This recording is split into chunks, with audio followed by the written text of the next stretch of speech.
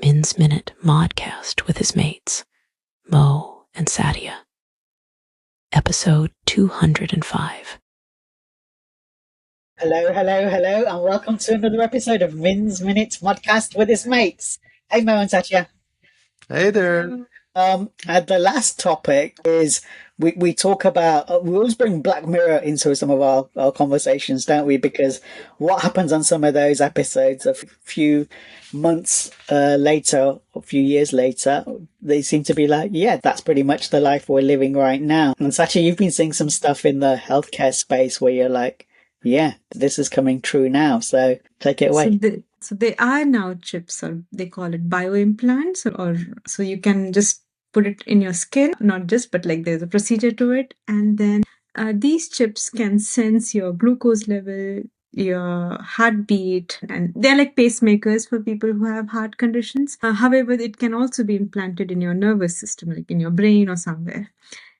Now, maybe for people who are really suffering from those neurological disorders or really need those glucose monitors are fine, but even healthier individuals would want to have those chips just as a preventative measure.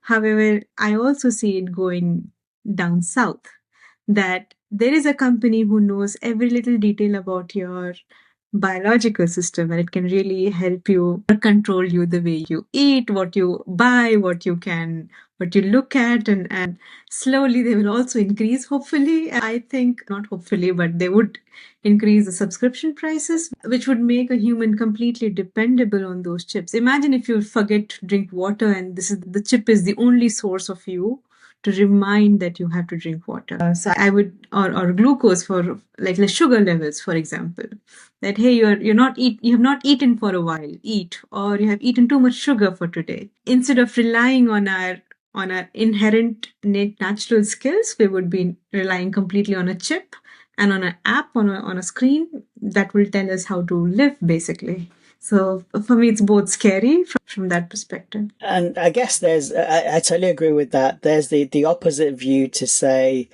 you're getting the best care immediately personalized to you, and rather than relying on overstretched hospitals and doctors and things like that, you have all of that knowledge and information through the app, through the algorithms that really kind of make it personalized for you. So that's kind of the opposite argument. I guess people have those diabetes monitors and things now. Before, every few hours they would have to kind of take a bit of blood and do like the tests and stuff. And now where they just have those embedded into their arm, it's much easier for them to see what their levels are. So, but yeah, it's a slippery slope. And once they start increasing subscriptions and it's your life and your health, what are you to do, right? That is the Black Mirror episode we all watched. Yeah. What do you reckon? I think I can more have described that episode of increasing the subscription prices. Yeah, I can jump into that. Just before I do talk about that, one thing just came to my mind while you were both talking is, what do we need to give to get what we want but not need, right? And that is like, I don't know, I sometimes go into the deep thinking phases. So what we want is not necessarily what we need, but companies and services like this can shift that for us, right? Through psychology, through control, right? So that is something that I see coming into the future, that we're giving away control more. Like, why do we need to know something to inform us? When do we need to take X, Y, Z? What happened to self-awareness? What happened to the other things, right? So you can look at it from that aspect as well in different scenarios. But the Black Mirror episode, yeah, there was a episode on this lady is basically getting a chip in her brain, and she had some cancer or something, but then this chip controlled her, right? Literally, she was be able to do all these different activities again, even though she was sick. But beginning was easy subscription, low cost, and they started to increase it. And they said, you're going to shut down and power down if you go outside of a radius. If you want to go internationally or fly somewhere, you're going to pay like premium prices. And she then started to do advertisements in between her conversations with people because they were controlling her, right? She was in ads, like live ads. That's how they were making money. And then she lost her job and all that stuff. She couldn't afford a subscription anymore.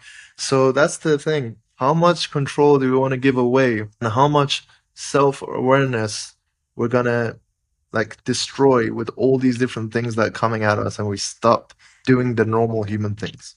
Ooh, I think the rebellious act for human beings going forward wouldn't be not to engage in those wants. I think it's you go more and more into nirvana mode where it's more minimalist, that you need very little things to move on with your life. I think that would be the real rebellious act in the future. Amazing. Really good food for thought today, guys. Let's leave it there. And thank you as always, and see you next week. Cheers, everyone. Take care. Bye.